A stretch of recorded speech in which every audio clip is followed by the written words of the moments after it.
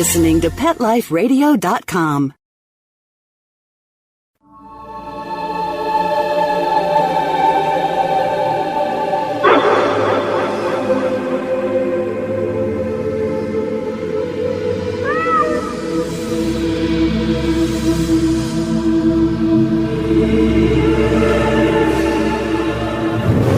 Hi, everybody, and welcome to Alive Again on Pet Life Radio.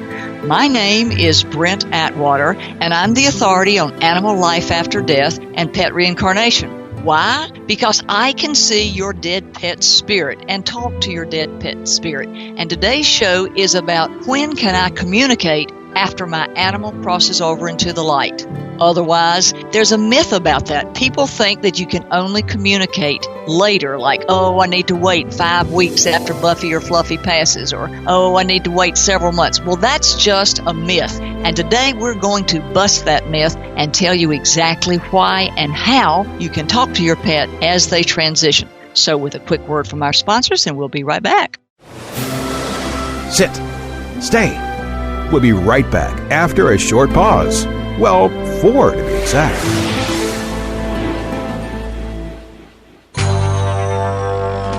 It's DesignerPetSweaters.com, the latest fashion trends for our furry friends. Hand-knitted designer sweaters for your precious pup or cool cat. Beautiful couture patterns for your pets, including custom-knitted formal wear, casual wear, yachting, and even sports themed. Many designer pet sweaters include feathered Tammy hats, top hats, and a lot of sparkle. Each sweater includes leg loops, front paw sleeves, and leash opening. Visit DesignerPetSweaters.com to order your 4-legged fashions today. Your pets will stay warm for the winter and be runway ready. Large or small, we fit them all. DesignerPetSweaters.com.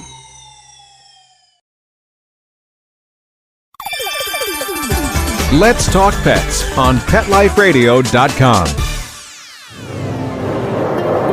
We're back. Now we're going to discuss transition.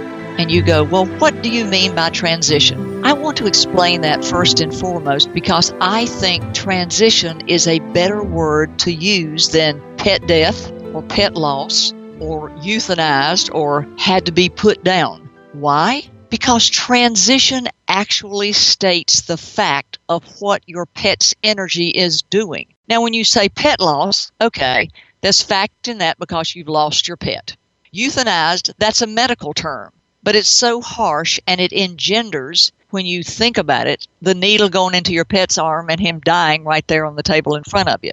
And so I really have a problem using that word, although I totally and completely accept that it is a medical protocol for helping a pet transition. But pet death, that's okay. But I would like you to consider while you're listening today, if you would use the word transition from now on. In using the word transition, you'll have a mindset of understanding that your pet's energy is everlasting, never dying, and forever loving you. And they've never left because the energy just loses the fursuit and transitions into another form of living energy on the other side of the veil.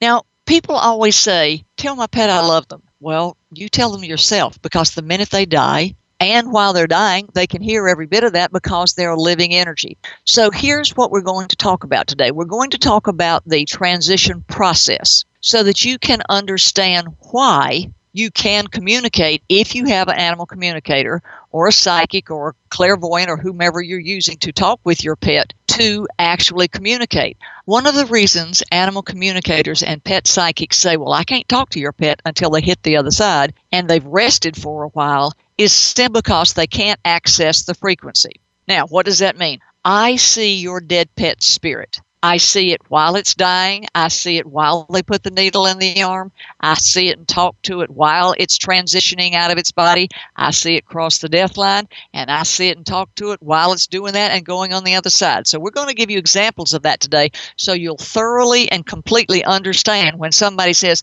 well, we have to let your pet stay on the other side for a little while so they can get well so I can talk to them. Wrong. Or we need to let your pet rest after he's transitioned. Wrong. That all means I can't connect with the energy frequency I need to access.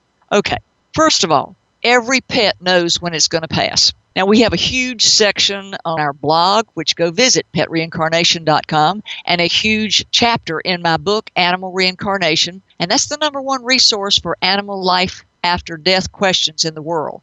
And it's translated into multiple languages. So go read the chapter on memory moments.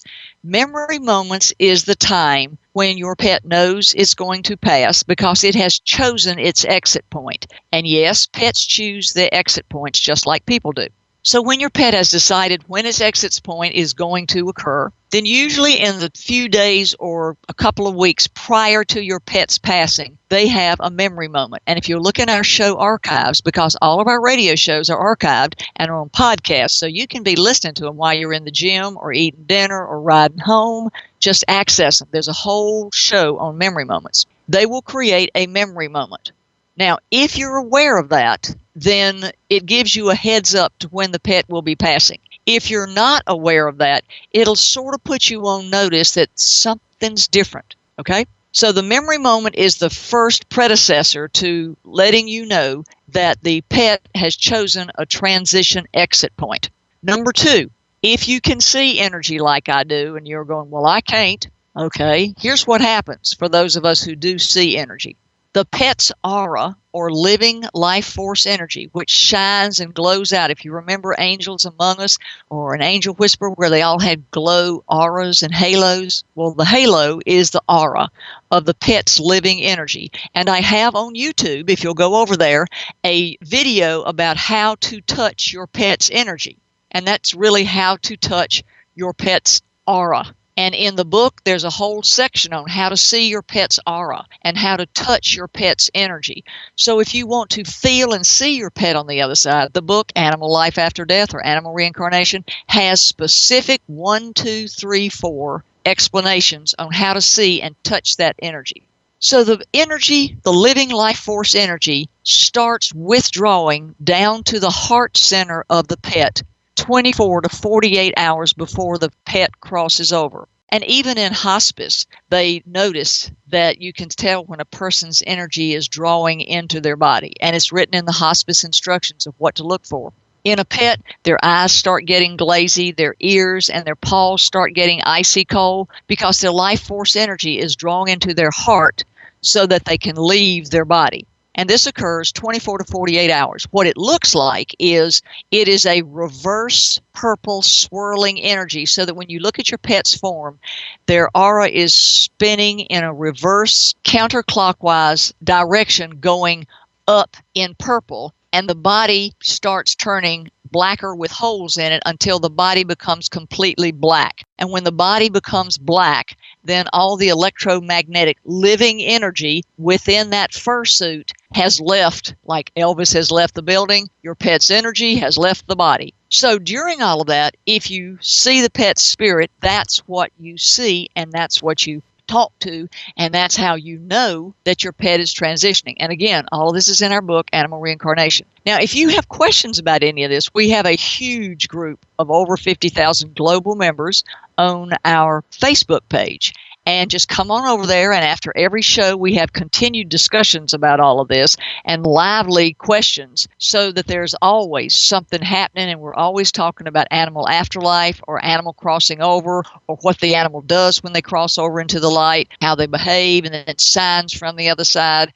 And it's really the number one resource for pet loss answers for your heart's questions. So come on over there and visit with us. Now, when a pet is being euthanized, let's use the medical term, and they are being given the shot and the drug is being delivered to them, you're thinking to myself, oh, certainly I can't talk to the pet at this point in time. Well, most certainly you can. Now, here's an example. I was watching a pet crossover because I was doing a reading for a woman and she wanted to know about the death of her pet. And because I can see pet spirits and I can see inside the body, the first thing I did is I looked inside her pet's body and I described all of the organs and how the organs were shutting down and what conditions created the death of the pet. Because a lot of people say my pet died and I don't know what it is. Well, I can just look inside their body and see their organs and tell you what's going on. And there are not many people that can do that, maybe a handful in the world, but I love it because it gives you closure and it sets your mind to knowing what happened. Like we had a little French bulldog and she came home and found the dog floating in the pool. Just devastated the owner. She had no idea how he died. Well, I looked inside his body and the dog had asthma.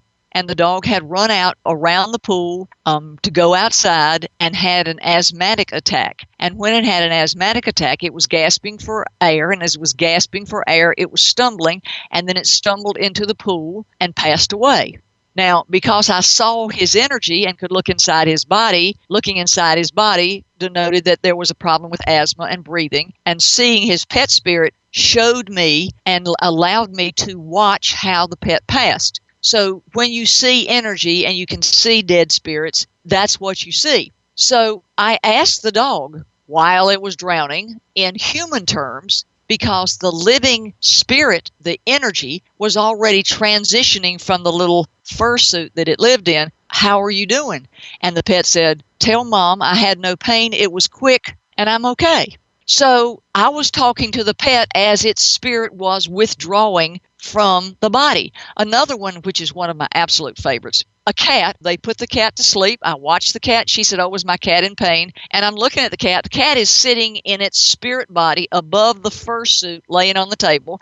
And I said, well, the vet is administering the euthanasia drug into its right forearm. And your cat's got glazed eyes. And now he's taking his last breath. And now he's passing away. And the owner, of course, was upset. And I said, but let me tell you what he's doing. Your cat is sitting in spirit form above the fursuit in this laying on the table going, this is fine. Hurry up and get this over with so I can go on. The cat wasn't even in the body while they were administering all that. And he was sitting up talking to me up over the, quote, corpse that was on the table. And he was absolutely fine.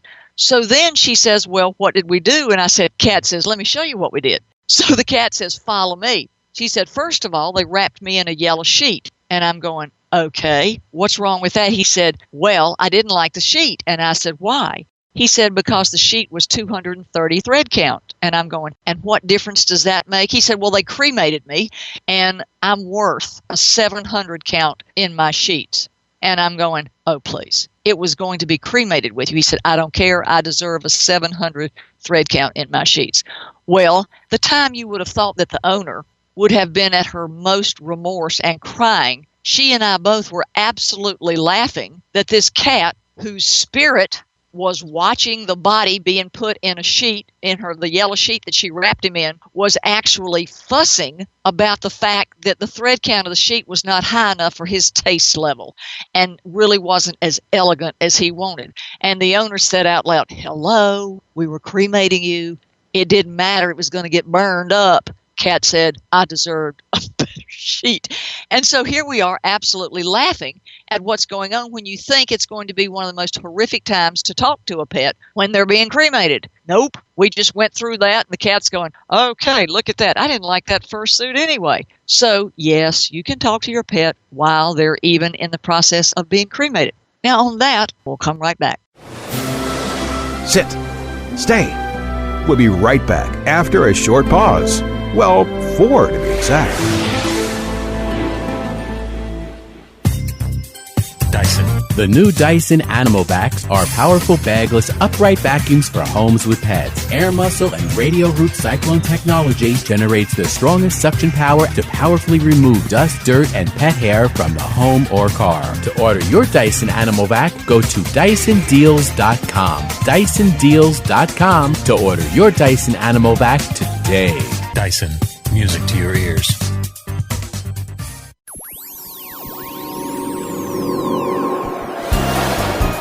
Pet Life Radio presents Paranormal Pets, where you can always expect the unexpected. Each week we'll discuss all aspects of weird or spiritual animal encounters, ghosts, totems, psychic animals, animal souls, animal angels, and animals in religion, with a little cryptozoology thrown in. Step into the supernatural world of pets with your Paranormal Pets ghostly host, Brandy Stark. Every week on demand, only on PetLifeRadio.com.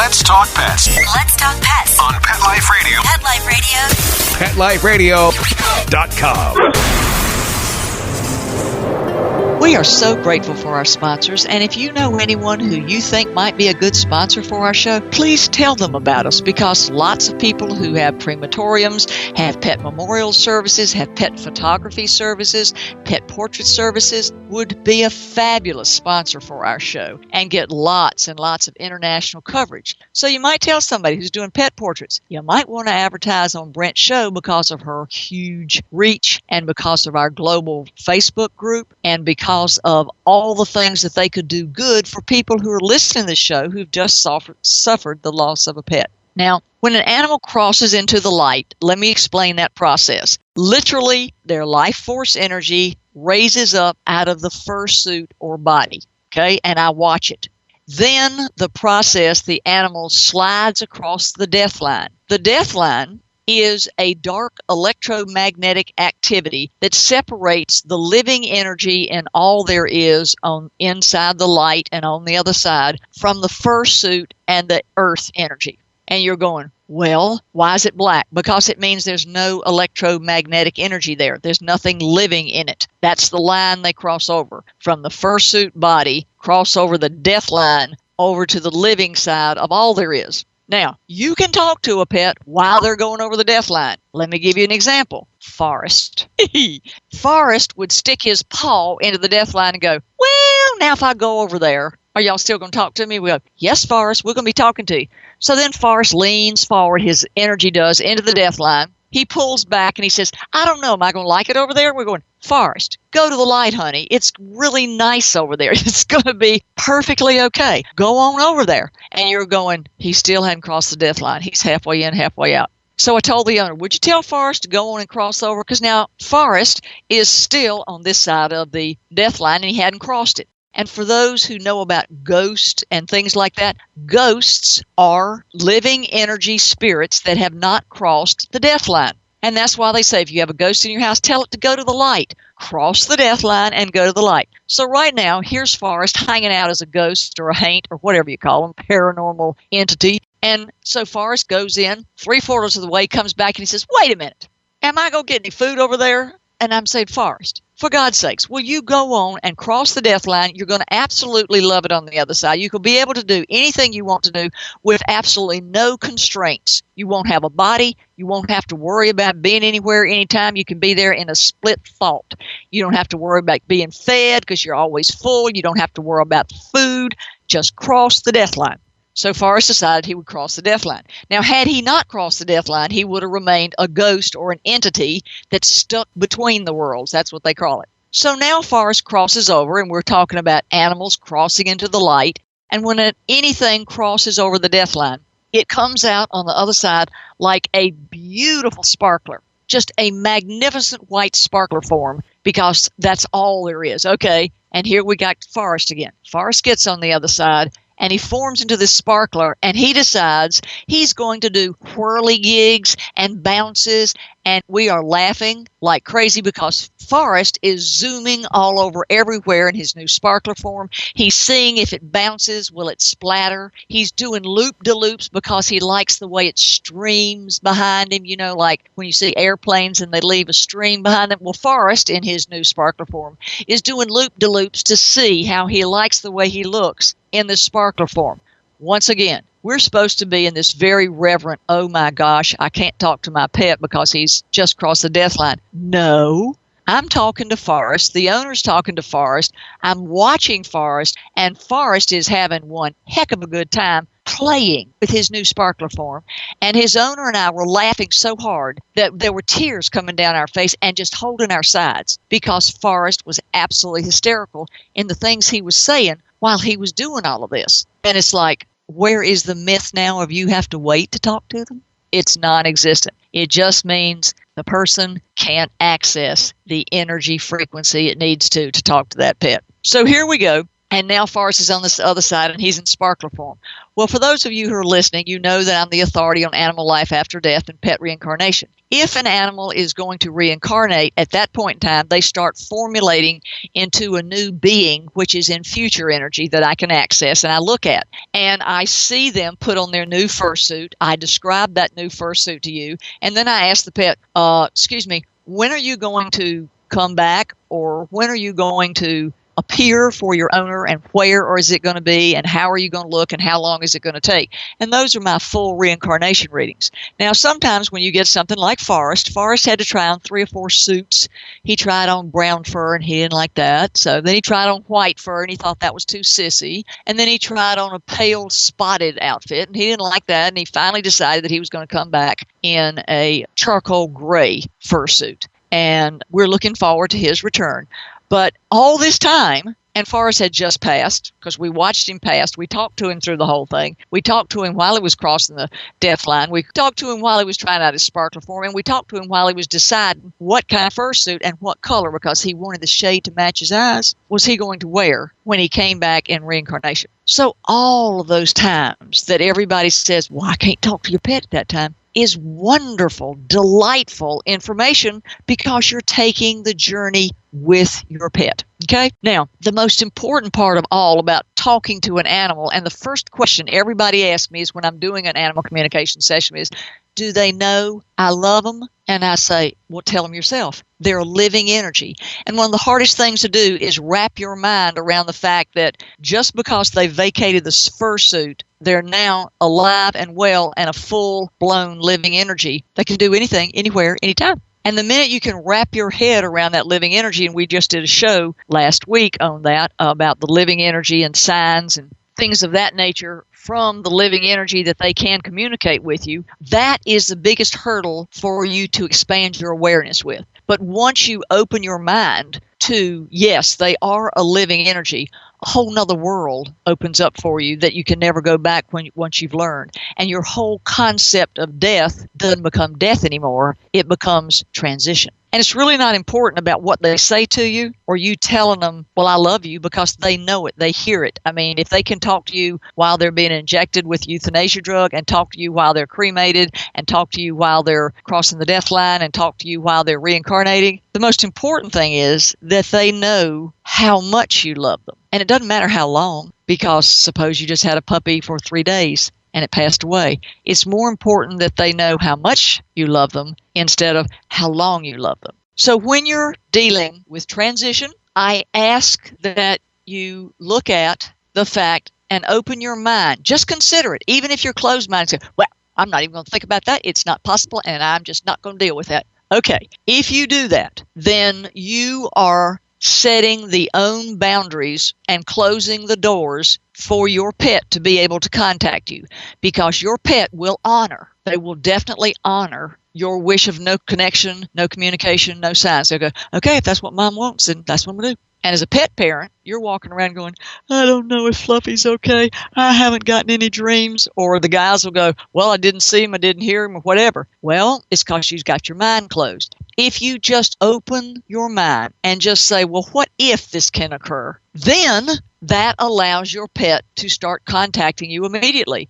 And if you've had pet loss, and that night be in a dream telling you, hey, I'm fine. But if you think, well, I got to call an animal communicator to be able to talk to my pet, and I got to wait 6 months, no. Shut down the fact that you could get a dream that night. Or I had a girl that had a pet that passed. It was a greyhound. And the dog, they had to help him transition. And just when she came back from the vets, there he was in a vision, in living energy, what I call steam form, laying on her deck in the sun, and just looked right at her and wagged his tail. And she knew right then that he was absolutely fine and was not in the fursuit that was being cremated at the vet's office. He was already right there. He had beat her home and was laying in the sunshine on her deck in steam form or living energy form and was fine, because her mind was open to receiving signs that he was okay and knowing that he was living energy. So the whole point today is to bust the myth of you have to wait till your dog or cat or horse, bird, ferret,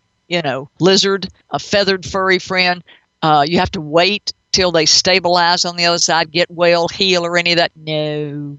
You just need to watch their energy, be able to see their pet spirit form, and talk with them all the way through it. And lots of times this is a good thing to do because sometimes people will use animal communicators to talk to a pet before it's dying to see if it wants to die. Well, it's not a matter of wanting to die. It's a matter of this is the exit point they've chosen. And again, in the book, Animal Reincarnation, Everything You Want to Know for Your Heart's Questions, we have chapters on all of this.